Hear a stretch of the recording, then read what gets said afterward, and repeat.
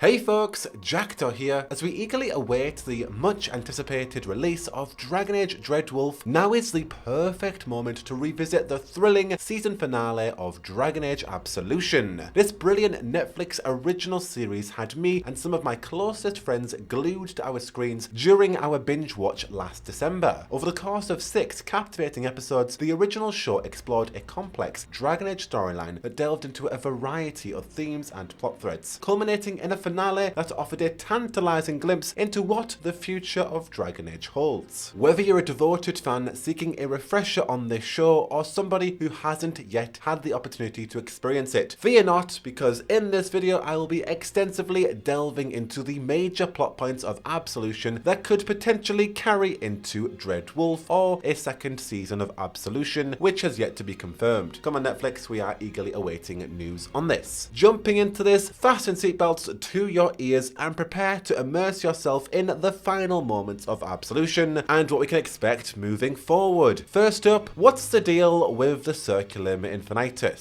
So Absolution's entire narrative circles around this MacGuffin, the Circulum Infinitus, a highly coveted artefact in Thedas due to its immense power to bring the dead back to life, crafted by Magister Emilia Pavus. The Circulum was kept in a vault beneath the Summer Palace in Nessum, and it can only be activated with the blood of a close genetic relative. At the start of Absolution, the Inquisition conducts a heist with a few of its agents, Hira, Fairbanks, and a group of specialized mercenaries, which includes Miriam, our elven protagonist, who had a romantic history with Hira. However, towards the middle act of the show, the heist goes horribly wrong when Hira betrays Fairbanks, who is unaware of her secret allegiance with the Crimson Knight, an enigmatic figure involved in this plot that I will touch upon very soon. In this crucial moment, Hira kills Fairbanks, leading everybody to believe that he was the traitor of the group, which in hindsight is completely uncharacteristic of one of the Inquisition's best spies. I'm really sorry that I immediately trusted Hira. Fairbanks, please forgive me. Now, the Circulum's power was not lost on Magister Rezarin, the show's main antagonist, who relentlessly pursued Miriam and her friends with the aim of using this artifact to resurrect Neb, Miriam's twin brother. Now, in essence, Miriam and her brother Neb had a difficult childhood, having been raised as slaves by the Rezarin household. The two were trained to be assassins and were subjected to harsh treatment, mainly by Rezarin's mother. However, in a ritual aimed at empowering young Rezarin's magical prowess, Neb was tragically sacrificed. This event set Miriam into a vengeful fury, leading her to take the life of Rezarin's mother. The conflict between Miriam and Rezarin thus ran deep, and their confrontation over the Circulum represented the culmination of years of simmering resentment, ultimately ending on the conclusion that you can't blame a child for something an adult chooses to do, thus kind of making Miriam and Rezarin's feud not as deep and as impactful as one would suspect, given that Miriam had already killed Rezarin's mother, who was responsible for her brother's death. Yet Rezarin's obsession with wanting to resurrect Neb is kind of where a lot of this plot gets twisted and that antagonistic nature comes out. And Rezarin's obsession to resurrect Neb only grew as he became willing to use blood magic, human sacrifices, and then demon summoning to achieve his goal, making him very much a formidable foe. As the story progressed, it became clear that the Circulum Infinitus was not just a tool for Rezarin's obsessive resurrection, but it had many other darker purposes. The Crimson Knight, whose ultimate goal remained shrouded in mystery, intends on using this artifact to further their own agenda, and Hira's involvement in this heist was just one piece of their larger plan. Towards the end of the narrative, despite the danger that the Circulum posed, Miriam and her friends decided they wanted to destroy the Circulum. In the final moments, Hira decides to steal it for the Crimson Knight, only complicating matters further, and as it stands, the artifact remains in Hira's possession as she travels towards Kirkwall to deliver it to the Crimson Knight. The season finale of Absolution left many questions unanswered, particularly regarding the Crimson Knight's true intentions and who they wish to raise from the dead with the Circulum. Furthermore, the artifact remains in transit and could potentially fall into the possession of someone else entirely. However, we will delve into that topic later on. For now, let's look at the second massive connection that was brought through Absolution's narrative, being who the bloody hell is the Crimson Knight. Probably best that we dive into that one, considering it's been the entire agenda that has been set up towards the end of this narrative with Hira. So as previously mentioned, Dragon Age Absolution culminates in a shocking betrayal by Hira, the major of the group, of course, who murders Fairbanks with the intention of delivering the Circulum Infinitus to her contact in Kirkwall, the infamous Crimson Knight. Now, fans of the franchise will instantly recognize the voice of Jean Gilpin, who portrayed the villainous Knight Commander Meredith in Dragon Age 2, now operating under a new alias as the Crimson Knight. And this was, of course, shown in Dragon Age Absolution's end credit scene. For the uninitiated, or if you've just forgotten, Knight Commander Meredith was corrupted by the Red Lyrium idol in the events of Dragon Age 2, and she became a Red Lyrium statue just kind of hanging out in Kirkwall's gallows. But her appearance in Dragon Age Absolution confirms that Meredith is indeed still alive and using the Red Templars to carry out her bidding. Now, despite being a mage herself, it is very surprising that Hira is willing to work with the ruthless Crimson Knight, given her reputation for brutal treatment of mages. She's literally waging a war against them. This suggests that Hira is either consumed by the Knight's cause to wipe out all mages, or that she is acting out of some sense of self-preservation. Either way, the return of the Crimson Knight adds many exciting new layers to Dragon Age. What are her ultimate objectives now, and how will she fit into the larger narrative of the series? Will Meredith return in a larger fashion in Dreadwolf as some kind of Red Lyrium abomination, or is her story restricted to Absolution, given that Season 2 of Absolution will potentially release after Dragon Age Dreadwolf, depending on when that game's coming out? Is Meredith going to use the Circulum to return to some kind of physical body? In general, what is her purpose with the Circulum? Why would she want it? All questions that demand answers. And the presence of the Red Templars, just like the Venatori, who we thought to be dissolved with the end of Inquisition and the defeat of Corypheus, are still a force to be reckoned with post-Trespasser. And with regards to Meredith's antagonistic intentions, it's very much possible that she may not be aware of Solas's true intentions to destroy the Veil, but she could indirectly help Solas achieve that very goal, because as we know, Red Lyrium is a key contributor to weakening the Veil. And furthermore, Dreadwolf appears to be delving into the origins and the far-reaching consequences of the Red Lyrium corruption, which has been spreading throughout Thedas since it was discovered in the Primeval Tig. And based on early concept art and in-game engine snippets, it seems that Red Lyrium will be a major issue facing all regions of Thedas, presenting many opportunities for the Crimson Knight to make an appearance at any given time. And this is especially relevant for Dreadwolf given her declaration of war against mages and the Tevinter Imperium, a hub for Thedas' most talented and skilled mages. It kinda just makes sense that she'd wage war against them, does it not? Meredith's return in Absolution has also sparked curiosity among fans, leading to speculation about whether Hawke will also make an appearance in the future. Hawke's fate in Inquisition can vary depending on the player's choices, leaving them either alive and well, trapped in the Fade, or straight up dead. Nevertheless, considering their involvement in the Red Lyrium fiasco in the first place, it would be logical for BioWare to incorporate Hawke, or at least Varric, into this plot, providing players the chance to confront Meredith with Hawke or Varric at their side. It would make for a very full circle narrative. Ultimately though, despite the events of Dragon Age 2, Meredith still holds a deep-seated resentment towards mages and is likely to continue her crusade against them. For the moment though, we're left wondering whether the storyline will unfold in a hypothetical Dragon Age Absolution Season 2 or Dragon Age Dreadwolf. The last connection I need to talk about is justice for Fairbanks. Now, Absolution's cast of characters are captivating, and among them is the skilled thief and designated safecracker Fairbanks, a character that we actually met in Dragon Age Inquisition, who became an Inquisition agent. Now, in this narrative, Fairbanks played a crucial role in leading the heist to steal the Circulum Infinitus. However, he was falsely accused of stealing it for himself, leading to a confrontation with Hira, during which Fairbanks actually stabbed her. Now, although it was initially suggested that Fairbanks was the double agent, we later discovered that Hira was the true betrayer, and Fairbanks was only trying to stop her. He had good intentions from the very start. Now, I don't need to tell any of you this, but betrayal is a recurring theme throughout Dragon Age. We've all had our hearts broken by some of our favourite characters at one point or the other. And as the events of Absolution continue to unfold, justice needs to be served for Fairbanks' murder. Hira must face the consequences for her actions against my man. Equally, this ties into Hira's future. What is going to happen to her next? Is she actually legit working with the Crimson Knight? Was this a one-off thing? And if she is, what is she going to be doing? Is she truly beyond redemption, or can she be absolved from her current path of destruction? Damn it, I want all these answers right now. But hopefully, they will be beautifully answered in a Season 2 or Dragon Age Dreadwolf maybe. So Netflix, just give us the word, yeah? That'll be brilliant. But in conclusion, I really enjoyed Dragon Age Absolution. Season Season 1 has delivered an exciting ending that sets the stage for further developments in the franchise. The closing moments offer glimpses of what's to come, including the possibility of the return of key characters and the continuation of the Red Lyrium storyline. With Dreadwolf taking place in Tevinter, Absolution serves as a crucial bridge between the games, introducing elements that could be critical to the upcoming release. While many questions are left unanswered, hopefully we'll get a second season that would allow us to see the fates of Miriam, the Gang of Thieves, and other intriguing characters that were introduced in Absolution, along with unraveling the enigma of the Crimson Knight. And let's not forget, while the Circulum is on its way to the Crimson Knight, it could